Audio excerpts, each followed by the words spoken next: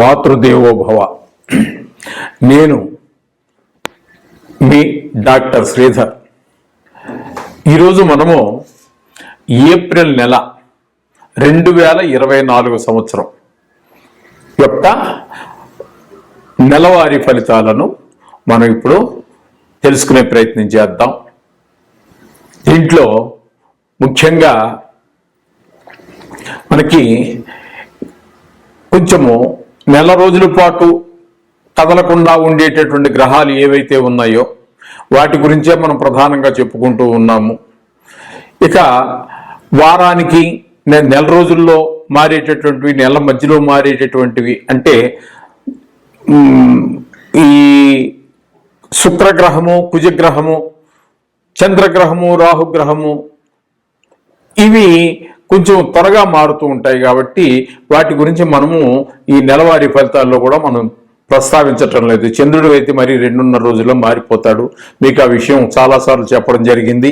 అందుచేత కనీసం ఈ నెల రోజుల పాటైనా ఒకే రాశిలో సంచారం చేసేటటువంటి గ్రహాల గురించి మనం చెప్పుకుంటూ ఉన్నాము.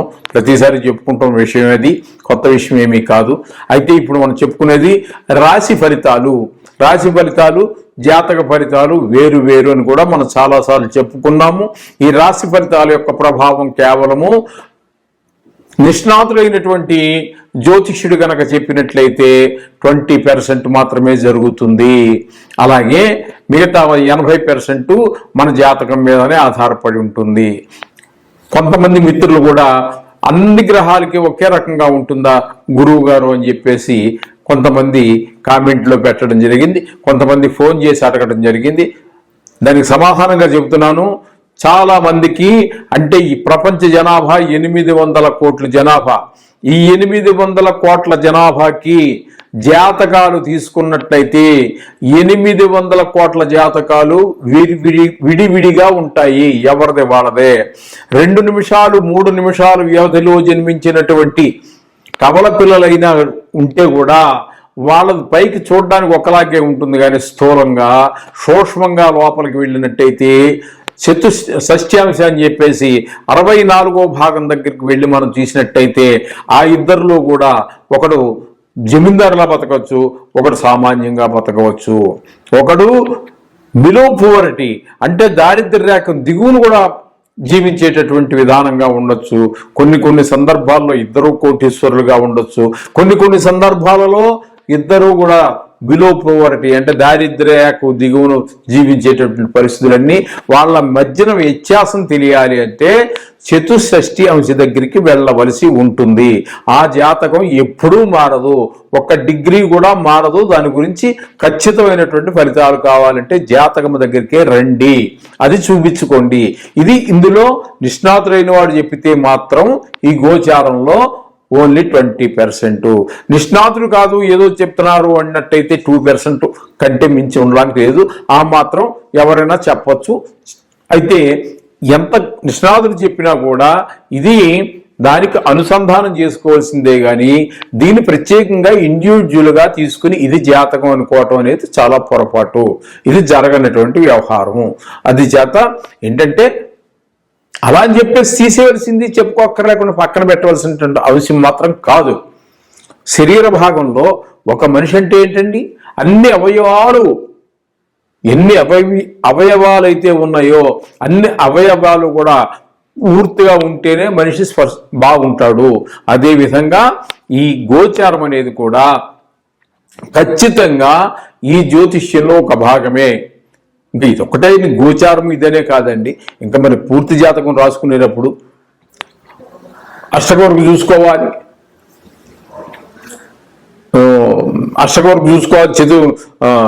మన ఇవి చూసుకోవాలి, చాలా విషయాలు చూసుకోవాల్సి ఉంటుంది. షడ్బలాలు చూసుకోవాలి, ఎన్నో విషయాలు ఉన్నాయి అక్కడ చూసుకోవాల్సినటువంటివి. అవన్నీ చూసుకుని పరిపూర్ణమైనటువంటి గణన చేసిన మీదట అప్పుడు మనకు పరిపూర్ణమైన రిజల్ట్ వస్తుంది. దానికి ఈ యొక్క గోచారాన్ని అనుసంధానం చేసుకున్నప్పుడు మాత్రమే సరి అయినటువంటి రిజల్ట్ వస్తుంది. నిష్ణాతులు కావాలి, ఓపిక కావాలి, ఓర్పు కావాలి. ఇన్ని ఉంటేనే జ్యోతిష్యం దగ్గరికి మనం వెళ్ళగలం. అందుచేత ఇది గోచారం మాత్రమే చెప్పుకుంటున్నాం. ఇప్పుడు మనం చెప్పుకోబోయేటటువంటి మేషరాశి గురించి మనం చెప్పుకోబోతున్నామండి. ఇప్పుడు ఈ మేషరాశిలో వారికి గోచారం అంటే ఎలా ఉంటుందని మనం చెప్పుకుంటున్నాం. ఇక్కడ రాశిలోనే అంటే మేషరాశిలోనే గురు సంచారం జరుగుతూ ఉన్నది. అందుచేత మేషరాశిలో గురు సంచారం యొక్క ప్రభావం ఏ విధంగా ఉంటుందయ్యా అంటే, ఇక్కడ నిజానికి చెప్పాలంటే రాశిలో రాశిలోనే జన్మంలో గోచారం అనేటటువంటి దానికి మనకి శాస్త్రం ఏమి నిర్దేశించింది అంటే, రాజకోపో యశోహాని రుద్రోగ హాని ఉద్రోగస్య విరోధకం బుద్ధిభ్రంశో భాగ్యహాని భయం తనుగతే గురౌ. తనుగతి అంటే ఈ రాశి అన్నమాట. రాశిలోనే గురువు గారు ఉన్నట్టయితే ఏమవుతుందంటే, రాజకోపో మన మీద ఉన్నటువంటి రాజులు అంటే రాజుల కాలం ఏనాడు చెల్లిపోయింది, మనం స్వతంత్రంగా ఉన్నాం. అందుచేత ఎవరు రాజు అనేటటువంటి వాడు ఎవరు ఉండరు. కానీ మనం ఎక్కడైతే పనిచేస్తున్నామో అక్కడ ఒక బాస్ అండరు ఉండడం జరుగుతుంది. అలాగే ఉద్యోగం కావచ్చు, వ్యవసాయం కావచ్చు, వ్యాపారం కావచ్చు, అక్కడ ఎవరో మనకంటే ఒకరు పైవారు ఉంటారు. కాబట్టి ఆ విధంగా వారి యొక్క కోపానికి మనం గురి కావలసి ఉంటుంది. గౌరవానికి హాని కూడా జరుగుతూ ఉంటుంది. యశోహాని, యశస్ అంటే కీర్తి, ఆ కీర్తికి హాని జరుగుతూ ఉంటుంది. అంటే మంచి పేరు పాడవుతుంది అని ఉద్దేశం. ఉద్రోగస్య అంటే గుండెకి సంబంధించినటువంటిది జబ్బులు వచ్చేటటువంటిది ఉంటాయి. విరోధకం, కొంచెము ఎవరితో మాట్లాడినా కూడా కొంచెం జాగ్రత్తగా మాట్లాడాలి.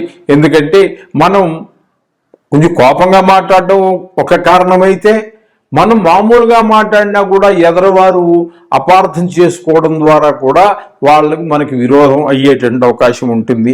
బుద్ధి భ్రంశో, మనం సరి అయినటువంటి విధానంలో మనం ఆలోచన ధోరణి కూడా ఉండదండి. ఈ విధమైనటువంటి ఉంటాయి.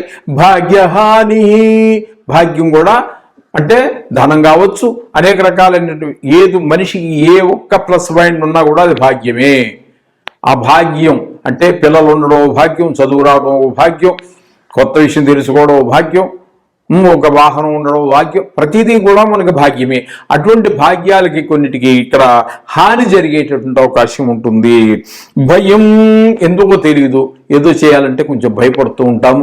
ఆ విధంగా తనుగతౌ గురి, రాశిలో కనుక గురువు ఉన్నట్టయితే ఈ విధమైనటువంటి ఫలితాలు ఉంటాయని చెప్తున్నారు. కానీ ఇక్కడ మనకేంటంటే మేష రాశిలో ఉండటం ద్వారా యాక్చువల్గా నిజానికి గురువు యొక్క స్వస్థానమైనటువంటి ధనురాశి, ఇక్కడి నుంచి మీరు ఇప్పుడు ఉన్నటువంటి మేషరాశి నుంచి చూసుకున్నట్టు భాగ్యస్థానం, ఆ భాగ్యస్థానం ఆయన సొంతిల్లు అంటే ధనురాశి.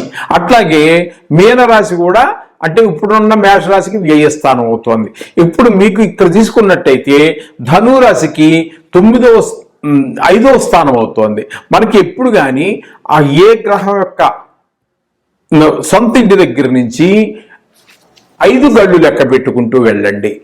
అక్కడి నుంచి మళ్ళీ భావాద్భావం మళ్ళీ అక్కడ లెక్క పెట్టుకుంటాడు. అక్కడి నుంచి అలా 3 times చేయండి. అది మళ్ళీ ఎక్కడైతే దాని సొంత ఇల్లుని మనం చెప్పుకున్నామో ఇప్పుడు ధనస్సు నుంచి లెక్క పెట్టుకున్నట్టయితే 3 5లు, ఆ 3 స్థానాల్లోనూ యోగించి తీరుతుంది. ఇదే గురువు మీరు మీన నుంచి తీసుకున్నారు, మీన నుంచి తీసుకుంటే కూడా అక్కడి నుంచి లెక్క పెట్టండి 5వ స్థానం కర్కాటకం అవుతోంది. ఆ కర్కాటకం నుంచి మళ్ళీ లెక్క పెట్టుకున్నట్టయితే మీకు ఏమవుతుందంటే వృశ్చికం అవుతోందండి. ఆ వృశ్చిక స్థానంలో కూడా యోగిస్తూ ఉంటుంది. ఈ విధంగా భావాద్భావం 3 times వరకు మనం చూసుకోవాలి. ఆ విధంగా ఆ లెక్క ప్రకారంగా ఇప్పుడు మీకు ధనస్సు నుంచి లెక్క పెట్టుకున్నట్టంటే 5వ స్థానంలో మేషరాశిలో గురువు సంచారం జరుగుతోంది. తద్వారా అందుచేత అక్కడ ఈ రాశిలో ఏ విధమైనటువంటి దుష్పరిణామాలు చూపిస్తున్నప్పటికీ ఇక్కడ మీకు ధనురాశి నుంచి 5వ స్థానం అవుతోంది కాబట్టి అది మీకు శుభ ఫలితాన్ని ఇస్తుంది. అర్థమైంది కదండి. ఈ విధమైనటువంటి గురువు యొక్క ప్రభావం ఈ విధంగా ఉంటుంది. ఇకపోతే మేష రాశి నుంచి మేష రాశి నుంచి 6వ స్థానంలో కేతుగ్రహ సంచారం జరుగుతోందండి. ఆ కేతుగ్రహ సంచారం కూడా మనకి 6వ స్థానంలో కేతుగ్రహ సంచారం కూడా చాలా చక్కటి ఫలితాన్ని ఇస్తుంది ఈ రాశి వారికి. అక్కడ వాళ్ళు ఏం చెప్తున్నారంటే ధైర్య బుద్ధి వీర్య వృద్ధి రిపునాశం సదాశుభం గౌర్భూమి శత్రునాలాభం రిపుస్థానగతో ఫణి. 6వ స్థానం రిపుస్థానం అంటే శత్రుస్థానం అని దీనికి పేరు మన జ్యోతిష శాస్త్రంలో. ఆ రిపుస్థానంలో గనక మనకి కేతువు కానీ రాహువు కానీ ఉంటే, ఆ రాహు కూడా కాసేపు పక్కన పెట్టండి. ఇప్పుడు ఇక్కడ ఉన్నది కేతువు కాబట్టి మనం కేతు గురించే మనం మాట్లాడుకుందాం. అక్కడ ఉండడం వల్ల ఏమవుతుందంటే సూక్ష్మ ధైర్యం ఉంటుంది, బుద్ధి మంచి బుద్ధి, సూక్ష్మమైనటువంటి బుద్ధి, వీర్య వృద్ధి మంచి పరాక్రమం, రిపునాశం శత్రువులను మనమే జయిస్తాం, వాళ్ళు మనం జయించరండి, మనం ఓడిపోం. అంటే కొట్టుకోవటం అని కాదు, కొన్ని విషయాల్లో వాగ్వివాదం కావచ్చు, డబ్బుల విషయంలో కావచ్చు, చదువు విషయంలో కావచ్చు, చదువు విషయంలో పోటీ పడుతూ ఉండొచ్చు. ఏ విధంగా చూసినప్పటికీ కూడా మనకి శత్రువుల మీద స్పర్ధయా చెప్పండి, ఇంకా ఎక్కడికో పోతుంది, మరి సబ్జెక్ట్ అక్కర్లేదు. కానీ అంచేత స్పర్ధ వలన విద్య పెరుగుతూ ఉంటుంది కాబట్టి ఆ విద్య విషయంగా మనం తీసుకున్నట్టయితే ఇక్కడ మనము మనతో సమానంగా పోటీ పడేటటువంటి ఒక విద్యార్థి ఉన్నట్టయితే అతనికి కొన్ని సందర్భాల్లో అతను మనకంటే ఎక్కువ మార్కులు తెచ్చుకుంటూ ఉండొచ్చు. కానీ ఇప్పుడు మాత్రం ఈ విధంగా ఉన్న సమయంలో ఇతనే, ఈ జాతకుడే, 6వ స్థానంలో కేతు ఉన్నటువంటి జాతకుడే అతనికంటే ఎక్కువ మార్కులు తెచ్చుకోగలుగుతాడు. ఈ విధంగా ఉంటుంది. సర్వ విషయాలు ఎందుకు కూడా శుభాలు కలగజేస్తూ ఉంటాడు 6వ స్థానంలో ఉన్నటువంటి కేతు అని చెప్పేసి మనకు శాస్త్ర ప్రవచనం చెబుతోంది. అలాగే ఇక మేష రాశి నుంచి 11వ స్థానంలో స్వక్షేత్రంలో అంటే కుంభరాశిలో శని యొక్క సంచారం జరుగుతోంది. ఈ సంచారం 2.5 సంవత్సరాలు జరుగుతుంది. కొంతకాలం గడిచింది. ఈ సంవత్సరం అంతా ఉంటుంది, అదే సంవత్సరం అంతా పక్కన పెట్టుకుందాం కాసేపు. ఈ నెలంతా కూడా ఖచ్చితంగా ఆయన ఇక్కడే ఉంటున్నారు. ఎక్కడ? ఏకాదశ స్థానంలోనే ఉంటున్నారు. అందుచేత ఆయన మీకు స్వస్థానం ఒక కారణం అయితే, ఏకాదశ స్థానంలో ఉండడం ఒక కారణం చేత శనీశ్వరుడు ఈ మేషరాశి వారికి అద్భుతమైనటువంటి ఫలితాలను మనకి అందజేస్తూ ఉంటారు. అలాగే ఇకపోతే ఈ మేషరాశి వారికి 12వ స్థానంలో రాహు సంచారం జరుగుతోంది. ఈ రాహు సంచారం శుభ అశుభ 2 ఫలితాలను ఇచ్చేటటువంటి అవకాశం మనకి కనిపిస్తూ ఉంది పూర్తిగా. ఎందుకంటే వ్యయస్థాన కారణం ఒకటైనట్టయితే నీచగత శుభై బలయుత అని చెప్పేసి మనకి ఇప్పుడు నీచ స్థానం కింద మనం లెక్క పెట్టుకోవాలి 12వ స్థానాన్ని. నీచ అంటే కేవలం గ్రహానికి నీచని కాదు, స్థానంగా నీచగా మీరు తీసుకోండి. వ్యయస్థానం అనేటువంటి ఒక దుష్ట స్థానం. మనకు 6, 8, 12 దుష్ట స్థానాలు కాబట్టి ఆ దుష్ట స్థానంలో రాహు ఉండటం వల్ల మనకి కొంత అనుకూలమైనటువంటి ఫలితాలు వస్తూ ఉంటాయి. 12వ స్థానం కాబట్టి కొన్ని దుష్పరిణామాలు కూడా కనిపిస్తూ ఉంటాయి. ఈ విధంగా మొత్తం మీద మిగతా గ్రహాలు కూడా అవన్నీ నెల రోజుల్లో మధ్యలో మారేటటువంటివి, 2.5 రోజులకు మారేటి చంద్రుడు, నెల మధ్యలో మారేటువంటి రవి బుధులు, నెల మధ్యలోనే మళ్ళీ కుజ కేతువులు, వీళ్ళు కూడా మారేటువంటి అవకాశం ఉన్నది. అందుచేత వాళ్ళని మనం పరిగణలోకి కొంతవరకు అలా అని చెప్పేసి పూర్తిగా విసర్జించామని కాదండి, మనం వదిలిపెట్టేసామని కాదు, వర్జించేసామని కాదు. వారిని మొత్తం మీద చూడగా ఈ మేషరాశి వారికి ప్రధాన గ్రహాలైనటువంటి 3 గ్రహాలు చాలా అనుకూలమైనటువంటి ఫలితాలు ఉన్నాయి. అందుచేత మీరు ఈ పీరియడ్లో, ఈ ఏప్రిల్ నెలలో మీరు ఏ ప్రయత్నం మొదలెట్టినప్పటికీ కూడా చాలా వరకు మంచి ఫలితాలు వస్తూ ఉంటాయి. మిగతా గ్రహాలన్నీ మధ్యలో మారటం ద్వారా మారటానికి ముందు ఒక రకమైన ఫలితం వస్తే మారిన తర్వాత కొన్ని శుభప్రదంగా కావచ్చు, లేదు ఇప్పుడున్న స్థితిలోనే బాగుండవచ్చు, లేదు మారిన తర్వాత చెడు ప్రభావం రావచ్చు. ఈ విధంగా మొత్తం మీద చూసుకున్నట్టయితే మిగతా గ్రహాలని వాటిని కూడా మనం పరిగణలో తీసుకోవాలి. ఏ ఒక్కదాన్ని వదిలిపెట్టడానికి లేదు. పరాశరులు వారు కానీ జ్యోతిష్యంలో ఏ ఒక్క విషయం చెప్పినా ఏ ఒక్క అక్షరాన్ని కూడా తగినది కాదు, పరిగణలోకి తీసుకోవలసినదే. అంటే ఏంటంటే నెల ఫలితం అనేటప్పటికీ నెల మధ్యలో వాటిని మనం విడిచిపెడతాం. కొన్ని ఇప్పుడు చంద్రుడు ఉన్నాము, చంద్రుడి గురించి అసలు పట్టించుకోవట్లేదంటే దినఫలాల్లో ఖచ్చితంగా దినఫలాలు ఆయన్ని ఆధారపడే నడుస్తూ ఉంటాయి. ఆ విధంగా మనకి ఇక్కడ మొత్తం మీద ఈ మేషరాశి వారికి ఈ ఏప్రిల్ నెలలో చాలా చక్కటి ఫలితాలు ఉండేటువంటి అవకాశం ఉన్నది. అందుచేత మీరు ఏ ప్రయత్నం మొదలెట్టినప్పటికీ చేయండి. ఒకవేళ కొన్ని అననుకూలమైనటువంటి గ్రహాలు ఖచ్చితంగా ఉంటాయి, ప్రతి రాశి వారికి ఉంటాయి, ప్రతి జాతకంలో కూడా ఖచ్చితంగా కొన్ని ఉండనే ఉంటాయి, ఉండి తీరతాయి. అదే జాతకం. అంతేగాని 9 గ్రహాలు ఖచ్చితంగా ఎవరికి అనుకూలమైనటువంటి ఉండవు. సాక్షాత్తు ఆ శ్రీమన్నారాయణుడే మానవుడుగా రాముడుగా అవతారం ఎత్తినప్పుడు కానీ కృష్ణుడిగా అవతారం ఎత్తినప్పుడు కానీ అనేక కష్టాలు పడ్డారు. ఇది ఏంటంటే కర్మలు అనుభవించడానికి మా పుట్ట జరుగుతూ ఉంటుంది.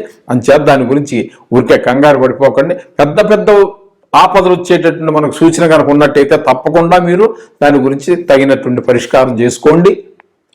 జాతకంలో తెలుసుకుని చిన్న వాటికి అన్నిటికీ మీరు ఇంకదే పనిగా అంటే మనకు కుదరనటువంటి వ్యవహారం. కానీ నవగ్రహాలను మాత్రం రోజు ఒక్కసారి స్మరించుకోండి. పొద్దుట పూజ చేసుకునేటప్పుడు మనకి ఇంప్లిమెంట్ చేసేది వాళ్లే. అందుచేత మనకి ఇక్కడ ఏమి రాశారో, మంచో రాశారో చెడ్డే రాశాడో దేవుడు, అదైతే మనం చదవలేము. కానీ మన శాస్త్రం కొన్ని ఇలా దీనివల్ల ఈ ఫలితం వస్తుందని చెప్పి జ్యోతిష శాస్త్రం సూచిస్తూ ఉన్నది. మనకి జ్యోతిషం సూచితం శాస్త్రం, అది ఇంతే అని ఖచ్చితంగా మీ పల్ల గుద్దే అని చెప్పేది కాదండి. ఇలా జరిగే అవకాశం ఉందని సూచిస్తుంది. ఇది మాత్రం గుర్తుపెట్టుకోండి. ఈ సూచన చూస్తుంది కాబట్టి దానికి తగినటువంటి అవుతుంది. సూచించిందంటే చాలా వరకు అవుతుందని అర్థం. కొంత % అవ్వకపోవటానికి కూడా అవకాశం ఉంటుంది. అందుచేత అవడానికే ఎక్కువ అవకాశం ఉంది. కాబట్టి కొంత మీరు ఎక్కువ సుదీర్ఘకాలం ఒకే రాశిలో ఉండేటటువంటి వాటికి పరిష్కారాలు చేసుకోవటం అనేది ఒక అత్యవసరమైనటువంటి ప్రక్రియ. ఈ విధంగా మీరు గమనిస్తారని ఇట్లు అందరికీ శుభం భూయాత్తు. ఈ నవగ్రహాలని రోజు స్మరించుకోండి, మీ ఇష్టదైవాన్ని పూజించుకోండి.